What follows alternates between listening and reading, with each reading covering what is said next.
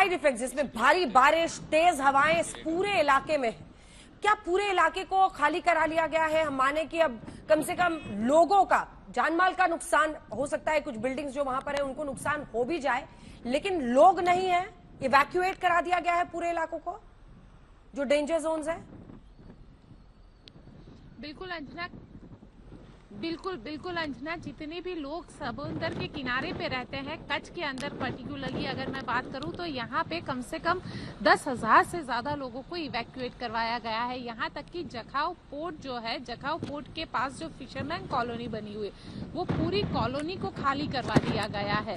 तो ये पूरा जो इलाका है, चाहे 3 से 5 किलोमीटर के रेडियस का जो पूरा इलाका था उसको खाली करवा दिया गया है। जखाऊ और उसके आसपास का नारायण सरोवर को खाली करवा दिया गया है, वहां पे कोटेश्वर आता है वहां पे खाली करवा दिया गया है। यहाँ तक कि जो अंतर्राष्ट्रीय सीमा आती है, जो भारत पाकिस्तान के बीच का जो क्रिक का इलाका आता है, जहाँ पे अंतर्राष्ट्रीय सीमा है, बीएसएफ वहां पे तैनात रहता है। बीएसएफ की कुछ चौकियां जो ऐसी है जो बीच समुद्र क्रिक के अंदर बनी हुई है, वहां पे भी कुछ ऐसे इंतजाम किए गए हैं कि जहां जान का नुकसान ना हो। कुछ पक्के स्ट्रक्चर है, वहां पे कुछ लोगों को शिफ्ट किया गया है, लेकिन सुरक्षा के लिहाज से भी सारे जो ध्यान है वो रखे गए हैं। तो इस तरीके से पूरी प्लानिंग और स्ट्रेटेजी यहाँ पे की गई है। साथ ही अंजना आपको बताऊं कि कम से कम, क्योंकि गुजरात सरकार लगातार पैनी नजर इस पर बनाए हुए है, गुजरात के मुख्यमंत्री लगातार पूरे साइक्लोन को लेकर जो स्टेट इमरजेंसी कंट्रोल सेंटर बनाया गया है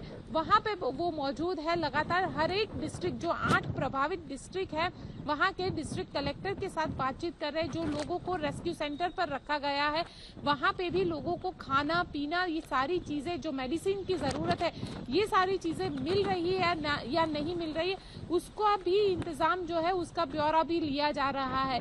साथ ही आपको बताऊं, करीब 90,000 जितने लोगों को इवैक्यूएट करके सुरक्षित स्थान पर भेज दिया गया है। 7 डिस्ट्रिक्ट है, 7 डिस्ट्रिक्ट में सबसे ज्यादा जो प्रभावित डिस्ट्रिक्ट है वो जामनगर, द्वारिका और कच्छ का डिस्ट्रिक्ट माना जाता है, जहां पे सबसे ज्यादा इसका इम्पैक्ट देखने मिलेगा। तो यहाँ पे सभी जगह पर जो लोग हैं, जो प्रभावित क्षेत्र में आते हैं, उन सभी लोगों को वहां से इवैक्यूएट करवा दिया गया है।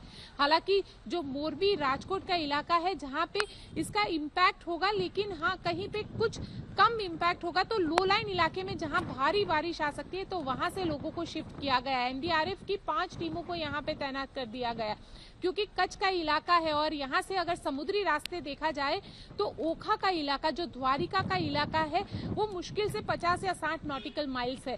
तो वैसे में वहां के इलाके में जो कोस्ट गार्ड है, कोस्ट गार्ड को भी स्टैंड बाय पे रखा गया है। स्टैंड बाय, कोस्ट गार्ड के जो बड़े जहाज है, साथ ही हेलीकॉप्टर्स है, उसे स्टैंड बाय पे रखा गया है कि अगर इमरजेंसी में, क्योंकि ये पूरा क्रिक का इलाका है और क्रिक के इलाके में अगर कोई इंसान फंस जाता है और इस तरीके का चक्रवात होता है तो उसे बाहर निकाल पाना आम लोगों के लिए या किसी भी सुरक्षा एजेंसी के लिए थोड़ा सा मुश्किल होता है, तो उसे हेलीकॉप्टर से लिफ्ट करना पड़ेगा।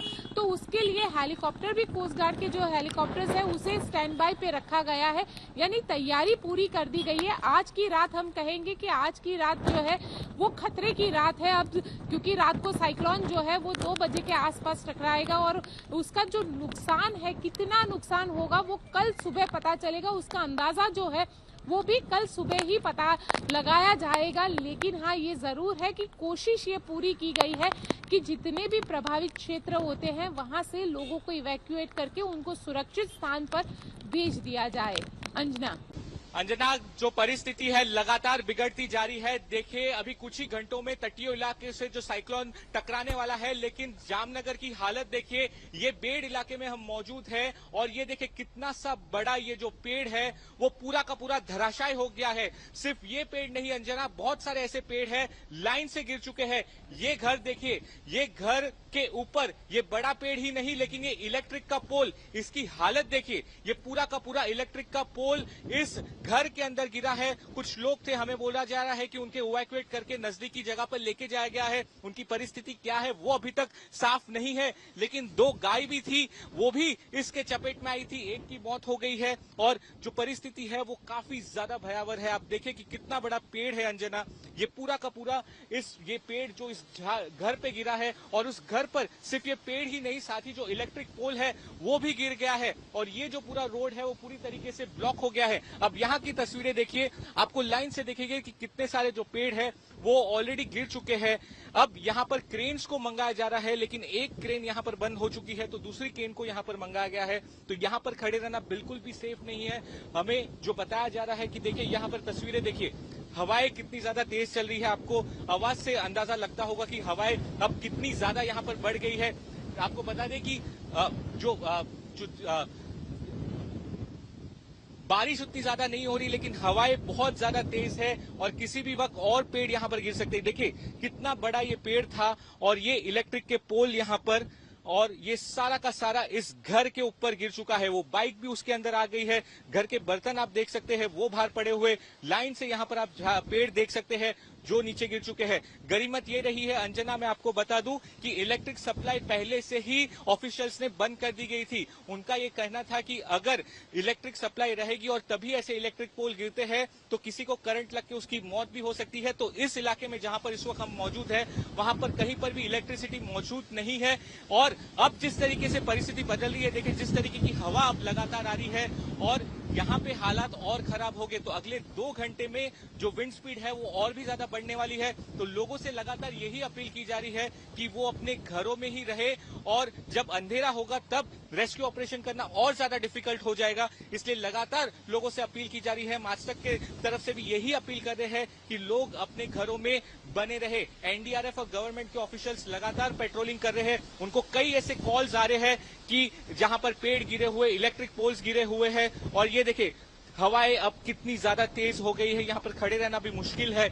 और ये हाल है, ये जो पूरा का पूरा जो गांव है वो पूरी तरीके से कट ऑफ हो चुका है। यहाँ पर अब कोई भी राहत और बचाव की कार्य की जो गाड़ियां हैं वो नहीं जा सकती, क्योंकि इस पेड़ को जब तक हटाया नहीं जाएगा और कोई रास्ता नहीं है। अब देखिए और क्रेन्स मंगाई जा रही है, तो क्रेन्स यहाँ पर आएगी और वक्त रहते ही यहाँ पर ऑपरेशन करना होगा, क्योंकि अब कुछ ही देर में अंधेरा हो जाएगा और जो विंड स्पीड है वो और ज्यादा हो जाएगी। यानी कि आप समझ सकते हैं। मैं लौट रही हूँ आपके पास। अपने आप को सुरक्षित रखिएगा, अपने आप को सुरक्षित रखिएगा। अजीत त्यागी, पूर्व डीजी आईएमडी के तो हमारे साथ है ही। Major general V K Dutta NDMA के पूर्व कंसल्टेंट हमारे साथ जुड़ गए हैं। मेजर जनरल जेके बंसल साहब एनडीएमए के पूर्व सदस्य हमारे साथ स्टूडियो में जुड़ गए हैं। लेकिन इससे पहले कि आप लोगों से चर्चा करें, हमारे साथ ब्रजेश दोषी द्वारका से जुड़ गए। ब्रजेश, क्या हो रहा है इस वक्त वहां पर? तेज हवाएं दिख रही हैं, बारिश भी हो रही है। देखिए बिल्कुल, देखिए यहाँ पे जो है शाम के 4 बजे से जो है यही हालात है। तेज हवाओं के साथ बारिश चल रही है। मैं जो द्वारका का समंदर किनारा है उसी के पास हूँ, और यहाँ पे जो समंदर में भी जो उफान है, पूरी तरह से समंदर उफान पे है। जो हाई टाइड्स हैं वो बयां कर रही है कि जो आने वाला तूफान है बहुत नजदीक है, बहुत करीब है, और उसका असर जो है वो यहाँ पे देखने को मिल रहा है। चाहे वो पेड़ हो, बिजली के खंभे हो, या फिर कोई स्ट्रक्चर हो, पूरी तरह से जो है वो धराशायी होते दिख रहे हैं, क्योंकि जो हवा है वो काफी स्पीड से 70 से 80 किलोमीटर प्रति घंटे की जो गति है वो अभी है, और आने वाले 2 घंटे में ये गति जो है 100 किलोमीटर प्रति घंटे तक पहुंचेगी। तो यही चीज जो है, जो सरकार की तरफ से एडवाइजरी दी गई थी कि यही सब चीजें होंगी, तो लोगों को यही ध्यान रखना है, क्योंकि जिस तरह से ये तेज हवाएं हैं, लोग खड़े भी नहीं रह पा रहे, क्योंकि इसीलिए उनको कहा गया है कि आपको घरों में रहना है, घरों से बाहर नहीं निकलना है। तो 2 दिन के लिए सभी जो द्वारका के लोग हैं उनको कहा गया है कि जब तक तूफान जो है वो टकरा नहीं जाता और उसकी असर समाप्त नहीं होती तब तक आपको घरों में रहना है।